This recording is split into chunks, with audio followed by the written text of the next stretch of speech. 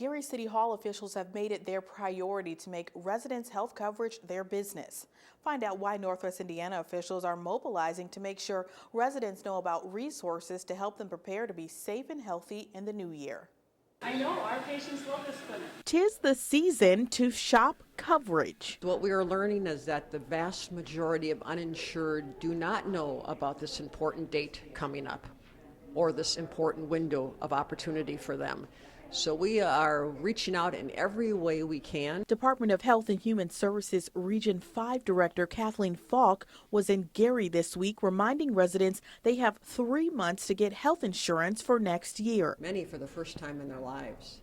But we still have more people to reach, and this open enrollment period begins on November 15th and ends 3 months later. She says 90% of those without insurance don't know about the upcoming chances to qualify. To help, Gary City Hall will host registration workshops with federally funded health navigators. Falk says it's a vital move since residents have more coverage options to help the estimated more than 500,000 uninsured in the state as of last year.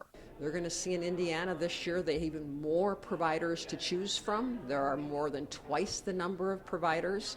So that's good for us consumers. We'll have more choice, and more choice means more affordable prices.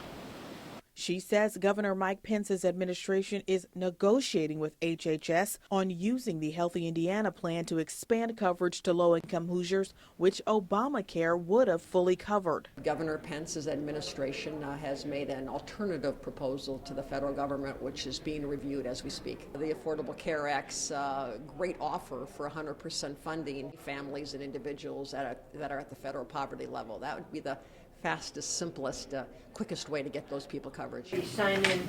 In nearby Maryville, officials at the American Red Cross are instead shrinking operating costs in hopes of helping more residents, they say. Effective November 1st, the group's Northwest Indiana district consolidated 5 counties into one chapter. It is so important to bring those resources together so that we can better serve the community. Officials with this consolidation say donor dollars that went to service delivery can now go to the actual services themselves. You shouldn't lose the services, basically, and that's not what we intend to do.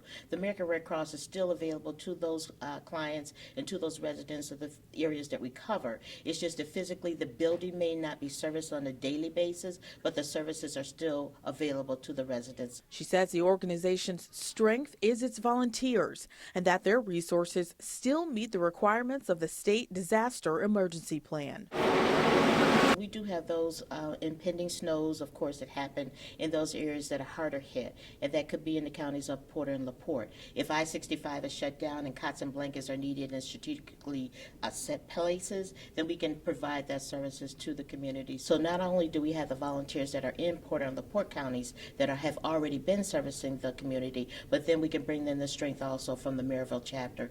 It makes it better for us because strategically we can bring those resources together to better service the communities.